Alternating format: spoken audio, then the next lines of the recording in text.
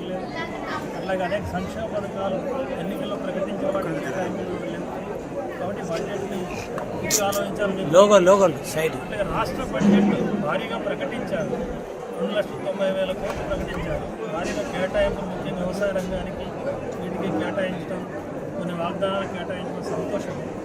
కానీ మన బడ్జెట్లు చూడడం, కేటాయింపులు సంతోషపడటం ఉపయోగం లేదు. ఈ ఖర్చు పెట్టడం అనేది జరగాలి. గతంలో ఎప్పుడు కూడా పూర్తి స్థాయిలో ఖర్చు జరగలేదు. ఇప్పుడు కూడా కాంగ్రెస్ ప్రభుత్వం అట్లా జరపడం అవసరమని భావించాలి, ఖర్చు పెట్టాలి. లేనట్లయితే ప్రజా వ్యతిరేకత ఎదుర్కొంటారు. అట్లాగే అప్పులు భారీగా చూపించారు. 26,000 కోట్ల రూపాయలు అప్పులు చేస్తామని చెప్పారు.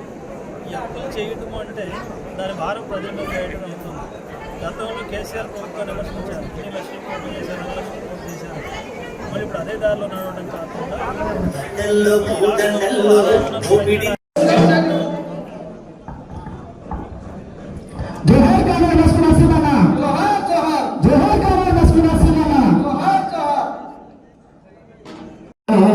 వీరులారా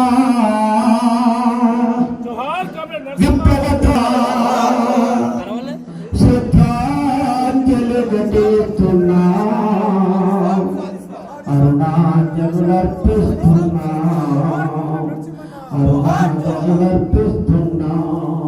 కనుమూసిన వీరులారా, విప్లవ ధృవతారల్లారా, కనుమూసిన వీరులారా, విప్లవ ధృవతారల్లారా, కనుమూసిన వీరులారా.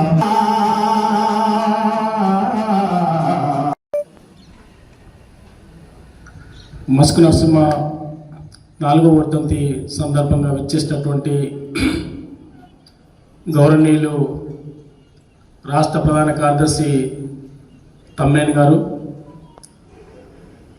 మన పార్టీ రంగారెడ్డి జిల్లా ఇన్ఛార్జ్ రాష్ట్ర కార్యదర్శి వర్గ సభ్యులు గౌరవ పెద్దలు జాన్ విశ్వనాథ్ గారు, మన పార్టీ జిల్లా ప్రధాన కార్యదర్శి కాడిగల భాస్కర్ గారు, మన సహచర కార్యదర్శి వర్గ సభ్యులు మసూదన్ రెడ్డి గారు, జగదీష్ గారు, కవిత గారు, మండల జిల్లా నాయకులు, వేదికపై ఉన్నటువంటి పెద్దలు, అదే రకంగా మస్క్ నరసింహ సతీమణి అరుణ గారు, ఇక్కడికి విచ్చేసినటువంటి నాయకులకి, అదే రకంగా కార్యకర్తలకి, సోదరులకి, సోదరిమణులకి, పత్రికా మిత్రులకి అందరికీ కూడా హృదయపూర్వక నమస్కారం తెలియజేస్తా ఉన్నా. సోదరులారా, ఈరోజు మస్క్ నరసింహ లేనటువంటి లోటు మన ఉద్యమానికి ఎంతో తీరని లోటు అని చెప్పి ఈ సందర్భంగా మనం చేస్తూ ఉన్నా. ఏదేమైనా నరసింహ అతి పేద కుటుంబంలో పుట్టి చదువుకుంటున్నటువంటి దశలో మన నరసింహ వారి కుటుంబము సిపిఎం పార్టీ చిన్నతుండ్ల గ్రామం అయినప్పటికీ చిన్నతుండలో మన ఉద్యమ నేపథ్యంలో ఉన్నటువంటి వాళ్ళ కుటుంబం ఆ రకంగా ఆయన ఉద్యమంలో ఆకర్షితుడైనటువంటి పరిస్థితి. నరసింహ ఎప్పుడైనా శత్రువుల మీద ఒక అంటే హిరణ్యకశపుడు మీద మరి నరసింహస్వామి ఏ రకంగా ఉగ్రరూపంతో దాల్చేటువంటి పరిస్థితి ఉండేదో, శత్రువు మీద కామ్రేడ్ నరసింహ ఆనాడున్నటువంటి కామ్రేడ్ పాషా నరహరిని హతమార్చినటువంటి గుండాల మీద, రౌడీల మీద గల్లబట్టి నడి రోడ్డు మీదకి ఎత్తుకొచ్చినటువంటి చరిత్ర కామ్రేడ్ నరసింహ అని చెప్పి ఈ సందర్భంగా నేను మనం చేస్తా ఉన్నా. అదే కాదు, చిన్న వయసులోనే నాతో పాటు నేను మంచాల మండలంలో ఆట్ల గ్రామం నుంచి ఎంపీటీసీ అయినటువంటి సందర్భంగా ఆయన యాచార మండలంలో ఎంపీటీసీ మన చిన్నతుల గ్రామం నుంచి ఆ రకంగా ఎన్నికైనటువంటి పరిస్థితి.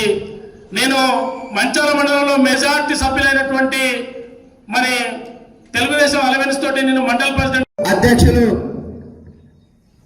ఈ సమావేశానికి అధ్యక్షులు బి సామిల్ గారు వహించాలని మనందరి తరఫున కోరుతున్నాను. అదేవిధంగా మన పార్టీ జిల్లా కౌన్సిల్ సభ్యులు ఇబ్రహీంపట్నం మండల కార్యదర్శి జంజయ్య గారు కూడా వేదిక మీకు రావాలి. ఇప్పుడు వేదిక మీద ఉన్నటువంటి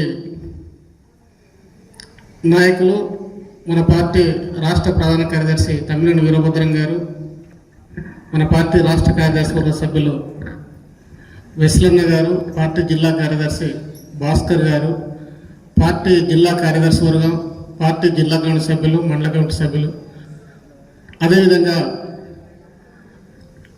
వేదిక కింద కూర్చున్నటువంటి వాళ్ళందరం కలిసి మన మస్కు నరసింహన్న చిత్రపటానికి పూలదండ వేయవలసిందిగా కోరుతా ఉన్నాం. ముందుగా మన పార్టీ రాష్ట్ర ప్రధాన కార్యదర్శి తమ్మినేని వీరభద్రం గారిని, వెస్లన్న గారిని, స్కైలాబాబు గారిని, కార్యదర్శి వర్గ సభ్యుల్ని,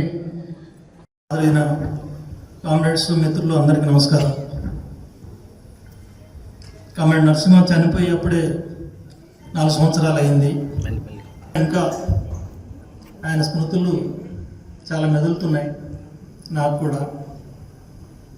నరసింహ ఈ జిల్లాలో చేసిన కృషి, ప్రారంభం నుండి ఆయన ఎలా పార్టీ జీవితంలోకి వచ్చాడు, మధుసూదన్ రెడ్డి గారి కృషితో, ఆ తర్వాత ఎలా ఎదిగాడు. పార్టీతో పొత్తు లేకుండా ఒంటరిగా పోటీ చేశాం. మిగతా 9 కాంగ్రెస్తో పోటీ చేశాం. పోటీ చేసిన 9లో 1 అనంతపురం జిల్లాలో 1 ఓడిపోయాం, 8 గెలిచాం. గెలిచిన దాంట్లో ఇబ్రహీంపట్నం ఉంది, నరసింహ గెలిచాడు. అక్కడ ఖమ్మంలో పోటీ చేసి నేను గెలిచాను. అందరం అసెంబ్లీ చేరాం. ఈ 9 మంది 2004 నుంచి 9 వరకు చాలా ముఖ్యమైనది. ఆనాడు రాజశేఖర రెడ్డి గారు ముఖ్యమంత్రిగా ఉన్నాడు. ఆయన మెత్తగా మాట్లాడుతూనే పైకి రాష్ట్రాన్ని బాగు చేసే దానికోసం కొన్ని సంక్షేమ పథకాలు, అవి మంచి పథకాలు కూడా కొన్ని పెట్టాడు, ఆరోగ్యశ్రీ లాంటిది, ఇంకా కొన్ని పథకాలు. ఆనాడే భూ పోరాటాలు వచ్చాయి. ఆయన అధికారంలో రాగానే భూ పోరాటాలు ఎందుకు వచ్చాయంటే, ఆనాడు నక్సలైట్తో చర్చలు జరిపే కృషిలో భాగంగా కోనే రంగారావు కమిటీ చేశారు. కానీ ముఖ్యమంత్రితో జరిగిన ఘర్షణలు కానీ, లేక అసెంబ్లీలో జరిగినటువంటి అనేక సమస్యల్లో కానీ ఈ 9 మంది శాసనసభ్యులు చాలా కీలకమైన పాత్ర నిర్వహించారు. ఆనాడు నాకు బాగా గుర్తు, ఎప్పుడు గవర్నమెంట్తో గొడవ పడదలుచుకున్నా ముందు అసెంబ్లీ వెల్లోకి పోతారు సభ్యులు. అంటే సభ జరగకుండా అడ్డుపడటానికి, మా సమస్య తెలియదాకా ఈ సభ జరగొద్దు అని అడ్డుపడడానికి స్పీకర్ గారి ముందు దాకా పోయి అడ్డం పడతారు. ఈ అడ్డం పడే దాంట్లో పార్టీ నుంచే యాక్టివ్గా ఉండేవాళ్ళు 2. ఒకటి మస్కు నరసింహ, రెండోది సున్నం రాజయ్య.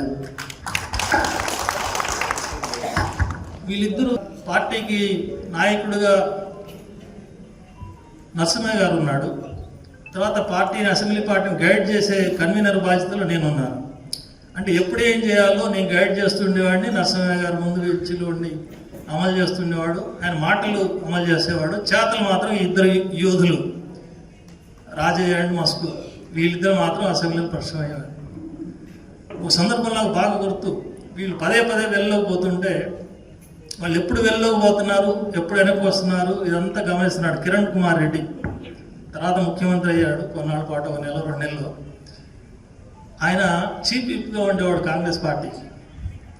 చీఫ్ విప్ ఉండి ఒకసారి ఇద్దరు పోయి వెళ్ళలో గొడవ చేస్తుంటే నేను నా బెంచ్ దగ్గరికి వచ్చి నా పక్కన కూర్చున్నాడు కిరణ్ కుమార్ రెడ్డి.